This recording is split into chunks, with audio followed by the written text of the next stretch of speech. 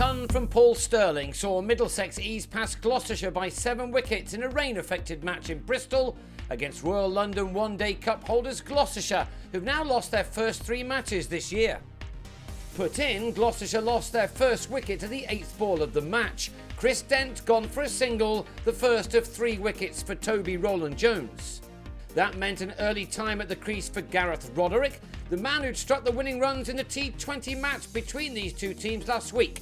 He and Michael Klinger made steady progress through the next 6 overs in taking the total to 36. Only for Klinger to keep Ollie Rayner interested in the slips as Roland-Jones struck again.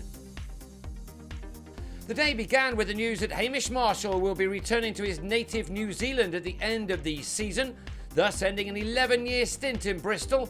He and Roderick had more pressing things on their minds here, with Marshall, who put winning this competition last year at the top of his achievements in England, striking the game's first 6 off fellow countryman and former Gloucestershire teammate James Franklin. Roderick followed suit on James Fuller's return to Bristol, these two bringing up the 100 in the 21st over.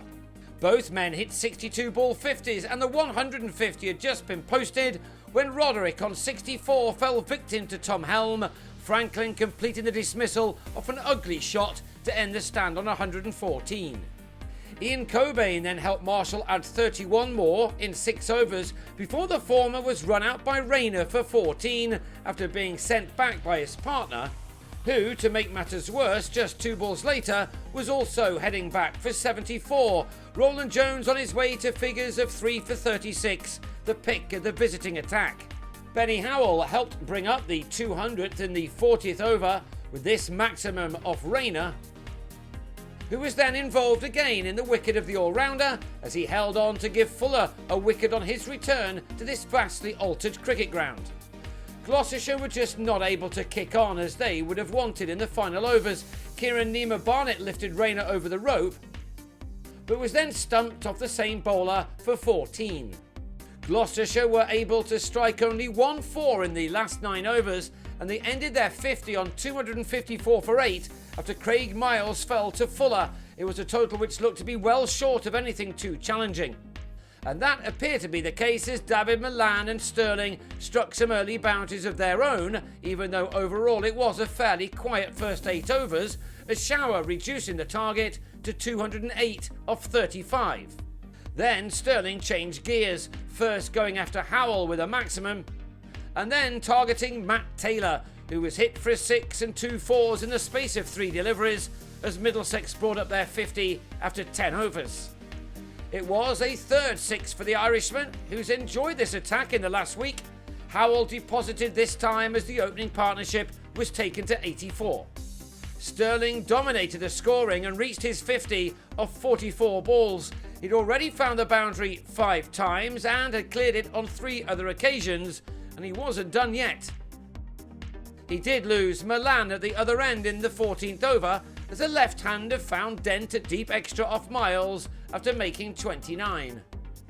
Even without Brendan McCullum, Middlesex bat deep, Nick Gubbins' initial job was to just back up Stirling, who was producing one of his best ever displays for the county. He was clearly enjoying himself as he and his partner took the runs required down to just 78 off 15 overs. Gubbins had made a pleasing 37 when he gave Taylor a wicket, but with a total now on 156 for 2, the visitors needed only 52 more runs from a dozen overs. So with the result a foregone conclusion, all eyes turned to Stirling, who wasted no time in the 90s as he and Owen Morgan pressed on towards the winning line. Net run rate can play a role in this competition later, and so there was no letting up from the 2 Irishmen. And what a moment this was for Stirling as he got to 3 figures.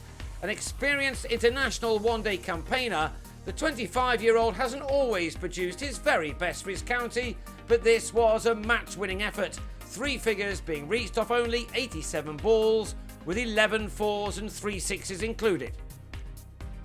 He did lose Morgan at the other end before the job was completed, the England captain gone for 10 off Nima Barnett. But Stirling, who had been dropped on 1, was still there and determined to finish off what he'd started. That being what he did with 3.5 overs to spare as he struck his 15th four to end on a magnificent 125, his runs using up only 102 deliveries overall.